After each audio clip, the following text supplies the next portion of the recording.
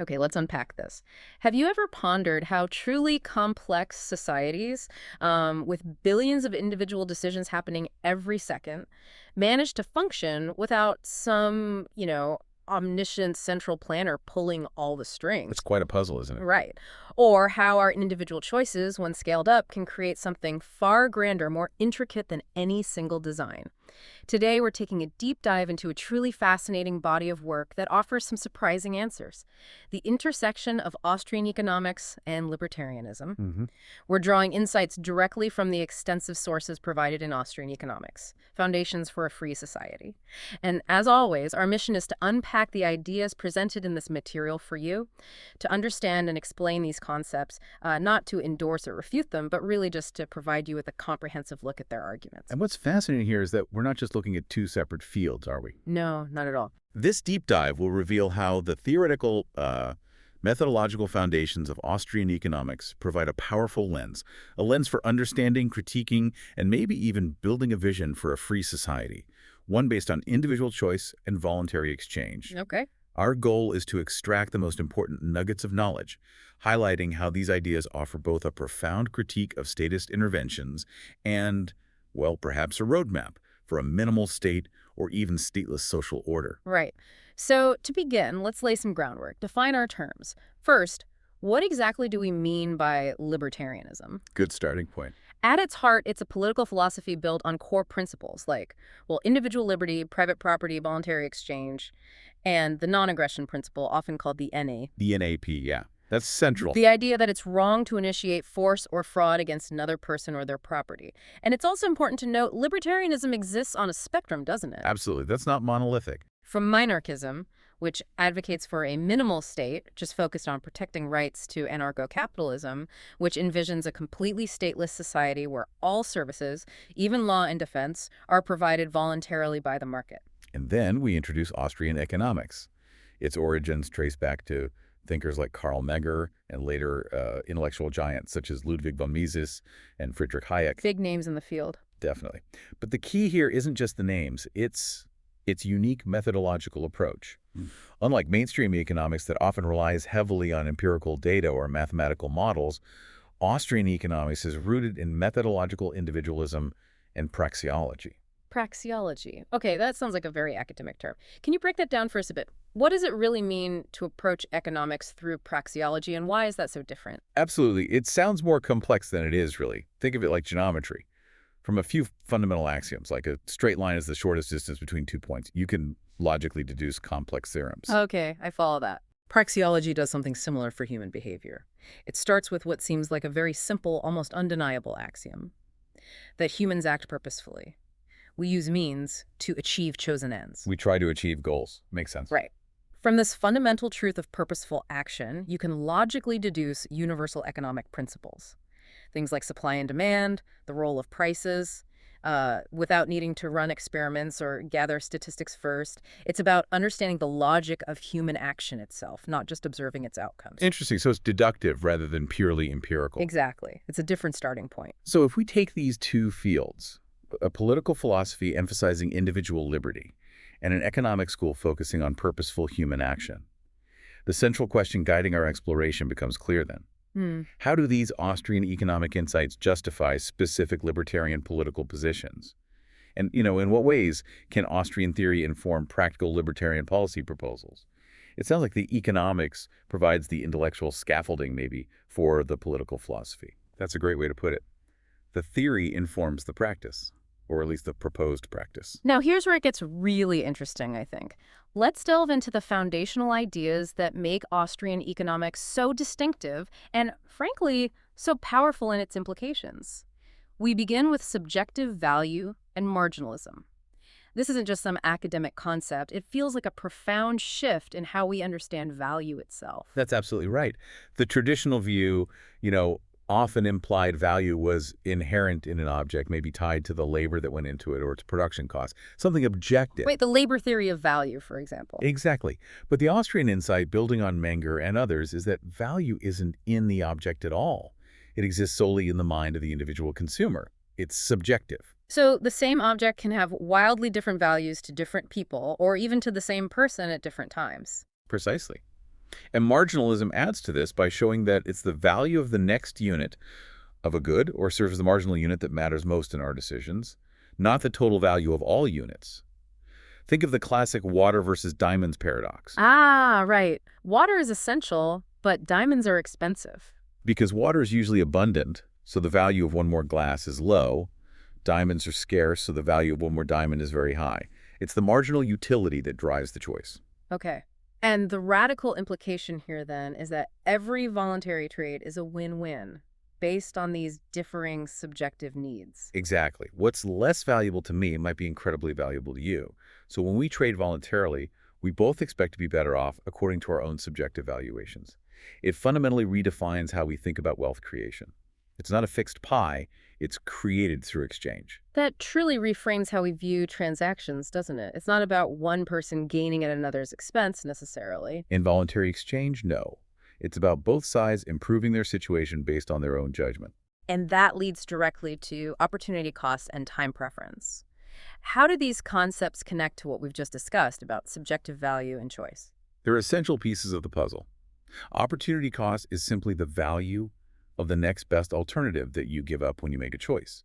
Every single decision involves an opportunity cost because resources, time, money, energy are scarce. So choosing to do this deep dive means we're not doing something else with this time. Exactly. And recognizing this highlights the importance of individual decision-making and the reality of trade-offs. Time preference is equally critical. It's the universal human tendency to prefer a good or satisfaction sooner rather than later, all else being equal. We'd rather have the pizza now than next week. Generally, yes. And this isn't just about impatience. It profoundly shapes economic behavior. It explains why interest rates exist. They're the price of time, essentially. It shows how saving happens, people delaying gratification, and how that saving enables investment and capital accumulation. A lower collective time preference in society encourages more saving and investment, laying the groundwork for future prosperity. So we have individuals making subjective valuations, they're weighing opportunity costs, acting on their time preferences. How do these millions, billions of individual decisions come together to coordinate a complex economy without a central authority? Which brings us to entrepreneurship and market coordination. This is where the Austrian school truly shines, I think. Many economic models tend to assume perfect information or look for a static equilibrium state. Austrians, particularly thinkers like Kirzner, emphasize a dynamic discovery process. Discovery? What are they discovering? Opportunities. Entrepreneurs aren't just managers or innovators in the traditional sense. They are alert. They notice discrepancies, arbitrage opportunities, unmet consumer desires, better ways of doing things that others haven't seen yet. They perceive profit opportunities where resources are currently misallocated from the perspective of consumer preferences. So they're kind of like scouts finding gaps in the market. In a way, yes. And this competitive process of entrepreneurial discovery itself acts as a coordination mechanism. There's no single central plan. Instead, you have millions of decentralized plans being constantly tested, adjusted, and improved through entrepreneurial action, guided by profit and loss signals from the market. Which are ultimately driven by those subjective consumer valuations we talked about. Precisely. It's the spontaneous order emerging from individual initiative and interaction within a framework of property rights and prices. That concept of spontaneous order, where complex systems like markets or even language arise without a central planner, is truly profound. Hayek wrote a lot about this, didn't he? He did. It's a core Austrian idea. But surely there must be situations where some level of planning or coordination is necessary, or where spontaneous order isn't sufficient. What are the limitations or common misunderstandings of that concept? It's an important question to ask. A common misunderstanding is that spontaneous order means no order at all, or just pure chaos. Right, it's just anarchy in the negative sense. Exactly. But in reality, it describes a type of order, one that arises from the bottom up, from individual actions and interactions without needing a top-down command structure. Think of language, as you mentioned. No single person or committee designed English, but it evolved and functions remarkably well through countless individual interactions over centuries. Okay, that's a good analogy. The challenge isn't whether order exists, but what kind of order works best for complex social coordination. For Austrians, centrally planned order, while sometimes seeming efficient or rational on paper, often leads to, well, unintended consequences and a lack of adaptability. Why? because it tries to impose a singular, rigid vision onto a dynamic, diverse reality where knowledge is fundamentally dispersed. That makes sense. And speaking of unintended consequences and interventions, this leads us nicely to a crucial concept often overlooked, the Austrian business cycle theory, or ABCT. What does this reveal about economic instability like booms and busts? Well, the ABCT provides a powerful critique of central banking and government intervention in money and credit markets. It was developed primarily by Mises and Hayek. And what's the core idea? It posits that artificial manipulation of interest rates by central banks specifically, lowering them below the natural rate determined by market time preferences and savings, sends distorted signals to entrepreneurs. Distorted signals? How so? Lower interest rates make longer-term, more capital-intensive projects appear profitable when they might not be supported by genuine savings in the economy. It encourages borrowing and investment in these malinvestments. So businesses start building things that people don't actually have the savings to sustain demand for in the long run. That's the essence of it.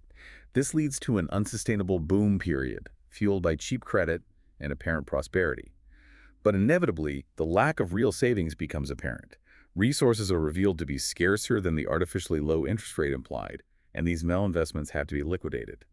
That's the bust. So the bust is actually the necessary correction phase. According to the theory, yes. It explains the recurring boom-bust cycles we often observe, not as inherent flaws in free markets, but as predictable consequences of monetary intervention distorting market signals. Okay, so putting this all together, what does this mean for government and intervention? If these Austrian ideas hold water, they seem to offer a pretty potent critique of state power and its attempts to manage the economy.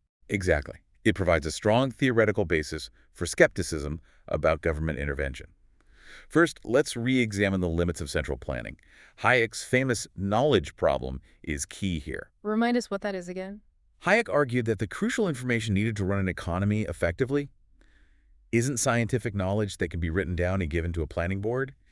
It's the dispersed, tacit, contextual knowledge of prices, preferences, local conditions, specific circumstances of time and place, knowledge that only individuals possess in fragments. Stuff you just know from being there, doing the job, living your life. Precisely.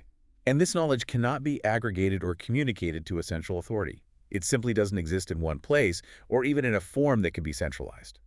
So central planners are operating in ignorance, essentially. And Mises took this further with the calculation debate, right? Yes.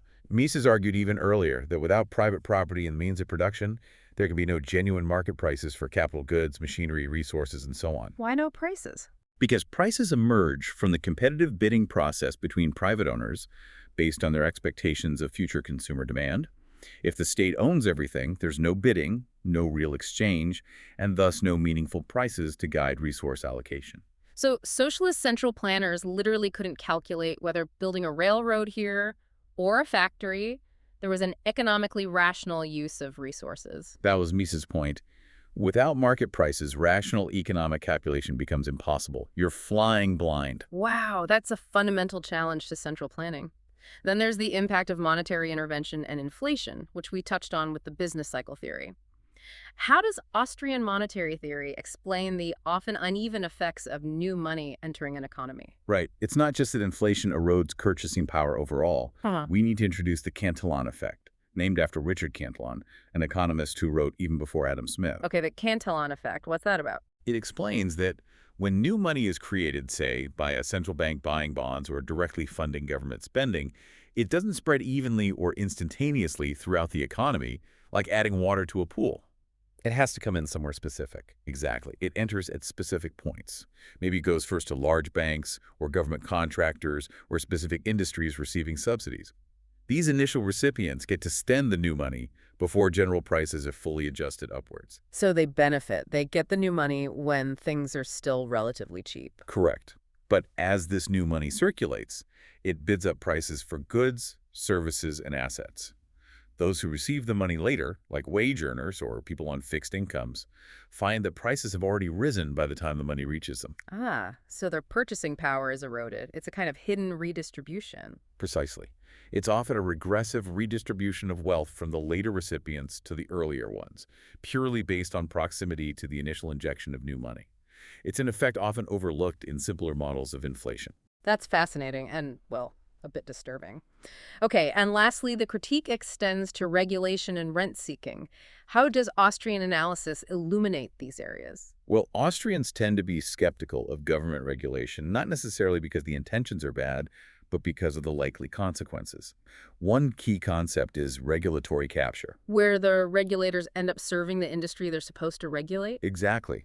It happens because the regulated industry often has concentrated benefits from favorable regulation, giving them strong incentives to lobby and influence the regulators.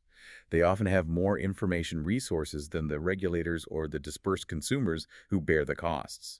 So the regulations might end up protecting existing players from competition rather than protecting the public. That's a common outcome, according to this view.